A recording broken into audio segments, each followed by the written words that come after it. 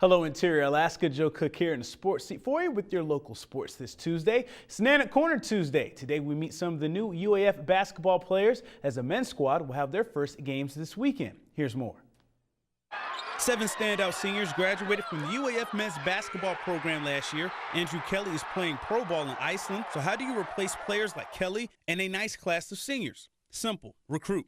Head coach Mick Durham is in his 4th season at UAF and brought in 8 JC transfers, 3 freshmen, and a sophomore to go with 4 returners. Bobby Howard, a former Montana State forward, is also Durham's new assistant coach. The Nanics host Trinity International this Friday and Saturday in 2 exhibition games, and Durham wants to see what he has to work with. You know, you're trying to play a lot of different combinations, giving guys looks. I think you always want to see kind of your feel or pulse on how the guys are playing together. One transfer is Ruben Silvas from Tucson, Arizona. He's the first member of the Pascua Yaqui tribe to play college ball, and he's adjusting well. I came up, it was nice, the weather was nice. 2 weeks later, it's freezing cold, so it's something I got to get used to. You know, it's a bigger institution since where I'm from, it's small, but I like it. I like the transition, and couldn't ask to be a better place. Eric Fong, another transfer originally from Zurich, Switzerland, is impressed with how well this new team is forming some quick chemistry.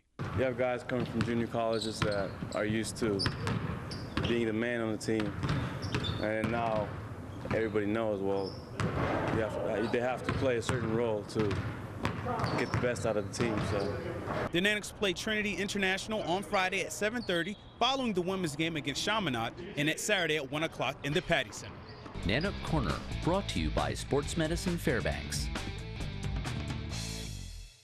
In high school sports news, Allison's Anthony Griffith will represent Alaska in a national competition. Monday, Griffith was named the boys' state winner in the Wendy's High School Heisman Contest. He was one of 15 state finalists. Juno Sierra Kelly was the girls' winner. Both will hope to be selected as 12 national finalists. The national winner will be announced on December 12th. The winner receives an $8,000 scholarship, a trophy, and a $500 Wendy's gift card. Sounds pretty good. The national finalists will be revealed on Friday. Griffith set 2 state rushing records in his senior season as Ravens won the small school state title, going 9-0. Now here are the all-conference volleyball players for the Interior as the season winds down. In the MAC Conference for West Valley, Stella Knox, Ruthie Hebert, Nora Trotman, and Melissa Spalding. McKinley Putnam and Megan Smith for North Pole, and Nadine Velasco and Carly Fitzgerald for Lathrop. And switching over to the Aurora Conference, Monroe's Marissa King was named MVP, and Allison's Dana Ball received Coach of the Year honors. Giselle Hollis, Emily Pfister, and Andy Clark were all Aurora from Monroe. Allison's Asia Doe, Jordan Arnett, Lexi Smith, and Hutchinson's Michaela Hayron, Anna Lee Tidwell, Caroline Everett, and Lena Heinrichs were also all Aurora.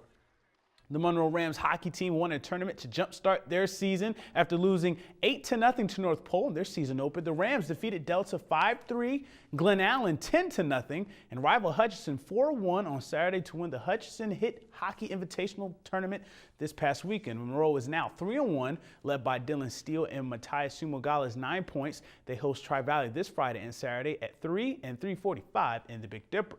Going on to some other high school scores from over the weekend. West Valley beat Chugiak 7-6 in overtime for their first win of the year. Stasi Skorowski had 5 points in the win, 2 goals and 3 assists. Lathrop fell to Colony 4-1 on Saturday afternoon. Both West Valley and Lathrop are 1-2 to start the year. The Allison and Hutchinson wrestling teams had some of their best outings on Saturday before heading into this week's Hutchinson Meltdown. The Ravens placed second in the Houston Altercation Wrestling Invitational with 5 top 3 finishes. Hutch placed 8th in the 10-team tournament. Houston won the tourney. Allison's Jonathan Durbin was second in the 195-pound class to lead 2 other Allison runner-ups, Jonathan St. Andre and Jonah Quittab. Garrison Poland of Hutch won the 160-pound class in the tournament. Now, the Delta Junction Huskies and Toke Wolverines had a David versus Goliath matchup, if you will, on Saturday in rifle, but the Huskies defeated Lathrop in air rifle 2,257 points to 2-2-3-1, which is Lathrop's first loss in air rifle this season. The Malamies, though, they bounced back winning small bore, and they won in overall points. Lathrop also swept Toke and West Valley over the weekend. All Toke shooters posted personal records and shot their highest point totals despite falling to Hutchinson. If there's anything about curling going on in the Interior, you know one of the Persingers is going to show up. Over the weekend, Ken Persinger and his rink won this year's Yukon title Curling Classic. Persinger hit a huge shot with a nice throw in the 6th inning as his team won 9-5 after trailing Team Burkholz 4-5. Ethan Burkholz, Greg Breed, Olivier Halfarson, and Matt Eversman was the 2nd seed going into that final. Tim Persinger included Larry Meath, Dave Huffman, and Tony Johansson. They won $3,600. It's the 5th straight year Persinger won the UConn title. Greg Persinger, he won the last 2 titles. And that'll do it for sports tonight. Weather is next, and we'll catch you next time.